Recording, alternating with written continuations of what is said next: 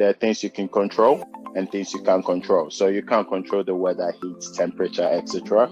So what I can control in the tent is my recipe, my attitude to how things are going, and basically just have fun because I love to have fun.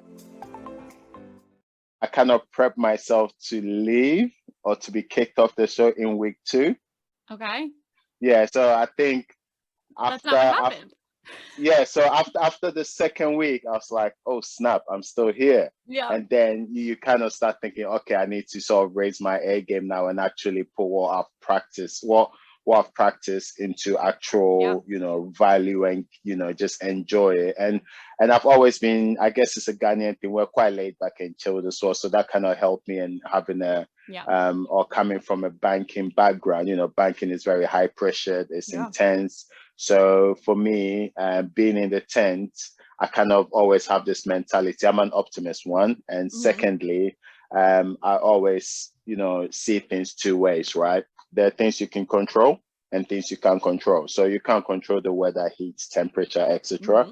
So what I can control in the tent is my recipe, my attitude to how things are going, and basically just have fun because I love to have fun, and that's kind of helped me. And I think that's what, in a way, the audience appreciated because you're not there and being someone completely different. You have to be true to yourself. If you're rubbish at a bake, you're rubbish at it. You can try.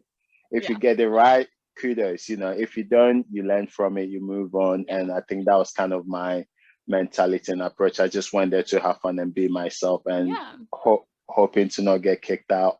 And in all honesty, the pressure in the tent is, there is a lot of pressure in the tent, right? You've got 11 other talented bakers there who are amazing and who are very skillful at what they do. So the first few weeks, you're kind of watching everyone and seeing what they're doing and how they are. And then obviously, as you progress along, you have to up your game and just make sure that you beat the competition. It's friendly competition as well because we end up helping everyone in the tent.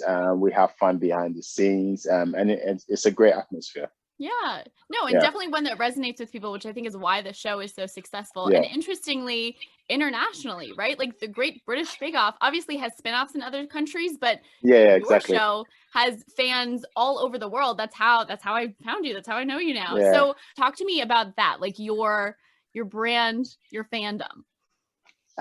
You have to be humble. That's one thing. You always have to be humble, right? So at the peak of it all, it gets a bit crazy because you go out, you're having dinner, you're with your friends, etc. And you get so many people coming to you. And sometimes if you're not maybe as calm or you're not used to it, you might either get intimidated by it or you might let it get to your head, which is one thing you should never do, right? Because you're not more important than your neighbor, right? So everyone is almost equal. So you just have to, just appreciate it, say thank you, and then just move on, kind of thing. So you've got to be humble, as always. Yeah. I love that. I love all these because like even what you were saying about the pressure of the tent and how there's things you can control and things you can't. It's about baking, but it's also just about life in general. Like you're given some good life tips, which I also think is another reason why people resonate with the show, because not everybody is a baker that watches it. You know what I mean? Like not everyone's tuning in to get a new recipe. They're just